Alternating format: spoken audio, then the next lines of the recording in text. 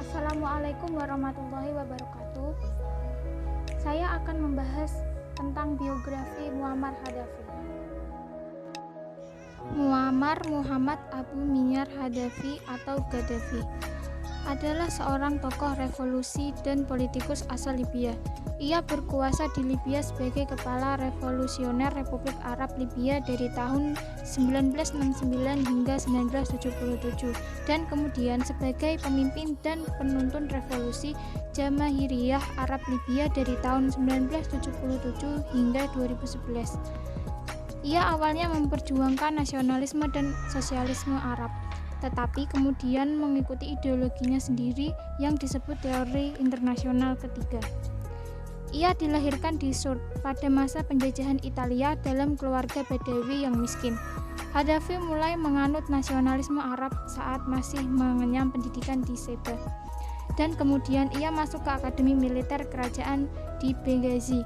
Saat berkiprah di militer, ia mendirikan sebuah kelompok revolusioner yang kemudian melengsarkan pemerintahan Raja Idris selama peristiwa kudeta Libya 1969. Setelah naik ke tampuk kekuasaan, Gaddafi mengubah Libya menjadi sebuah republik yang diperintah oleh Dewan Komando Revolusioner. Ia memerintah melalui dekret, mengusir orang-orang Italia, dan menutup pangkalan-pangkalan militer Barat. Ideologi pemikiran politik Muammar Gaddafi. Ideologi pemikiran politik Gaddafi tercermin dalam kontribusinya memberikan beberapa solusi terhadap sistem pemerintahan yang menurutnya masih belum terpecahkan.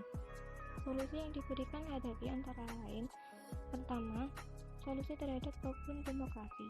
Menurutnya, demokrasi sejati adalah demokrasi yang secara totaliter dipegang oleh rakyat, tidak berdasarkan perwakilan. Kedua, solusi pemecahan masalah ekonomi sosialisme.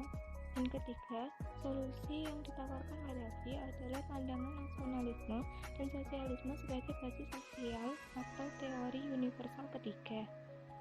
Pada dasarnya, latar belakang pemikiran politik Gaddafi yang dianggapnya sangat revolusioner itu ternyata tidak terlepas dari pengaruh lingkungan di mana ia dilahirkan. Selain itu juga, ketika Gaddafi sudah beranjak dewasa, seringkali ia terinspirasi oleh pemikiran Said Jamaluddin Al-Afghani dan Jamal Abdul Nasir tentang pembebasan terhadap rakyat dan adanya persatuan dunia Islam. Sosialisme yang digagas Muammar Gaddafi merujuk pada ajaran Islam yang bersumber pada Al-Quran. Dalam hal ini, Gaddafi menyerukan perlunya penafsiran baru terhadap Al-Quran supaya menghasilkan dasar bagi pemahaman radikal demi pembebasan dari segala penindasan. Namun, tidak dapat dipungkiri bahwa sosialisme versi Gaddafi tidak terlepas dari hadis-hadis yang merupakan sumber inspirasinya. Hal ini terbukti dari pengakuannya terhadap hadis-hadis walaupun dengan persyaratan tertentu, yaitu harus lengkap sanad dan rawi atau periwayat hadisnya. Dalam sistem kepartean, Gaddafi memang menolaknya. Namun realitasnya, Gaddafi membentuk Dewan Komando Revolusi yang berfungsi sebagai satu-satunya lembaga yang berwenang mengatur administrasi Republik Rakyat Libya. Dari sini dapat diketahui bahwa penolakan Gaddafi terhadap adanya partai merupakan penipuan terhadap rakyat.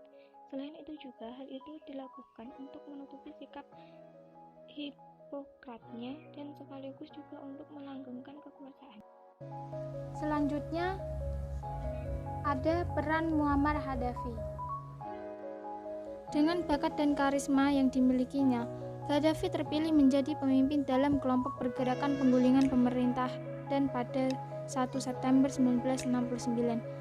Gaddafi kemudian diangkat menjadi panglima tertinggi angkatan bersenjata sekaligus ketua Dewan Komando Revolusi yang memegang kekuasaan Libya yang baru. Pada usia 27 tahun, Gaddafi pun menjadi penguasa Libya. Setelah berkuasa, langkah pertama yang dilakukan Gaddafi adalah dengan menutup pangkalan militer milik Amerika dan Inggris di Libya.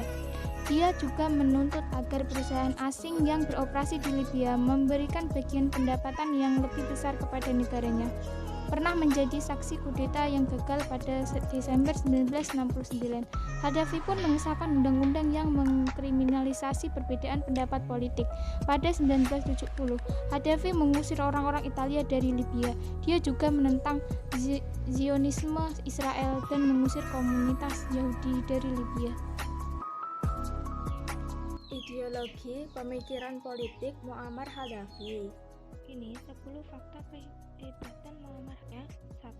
Listrik gratis. Namun berbeda dengan warga Libya saat Gaddafi memimpin, tokoh satu ini membuat aturan dengan menghabiskan biaya listrik yang mempersilahkan setiap warga Libya menggunakannya secara gratis. Yang kedua, bahan bakar murah. Meskipun tidak se-ekstrim menggratiskan listrik, namun Gaddafi memangkas harga bahan bakar untuk warga Libya dengan harga sangat murah. Yang ketiga, tidak ada pengemis dan gelandangan. Di era kekuasaan Gaddafi tidak ada pengemis dan gelandangan di Libya. Gaddafi memberikan siapa saja rumah tinggal secara gratis. Pemerintah juga akan memberikan santunan kepada warga yang belum mendapatkan pekerjaan hingga orang yang bersangkutan mendapat pekerjaan. Yang keempat, warga yang menikah diberikan hadiah. Gaddafi memang memimpin yang sangat berbeda. Ia memberikan hadiah bagi warganya yang ingin membina rumah tangga.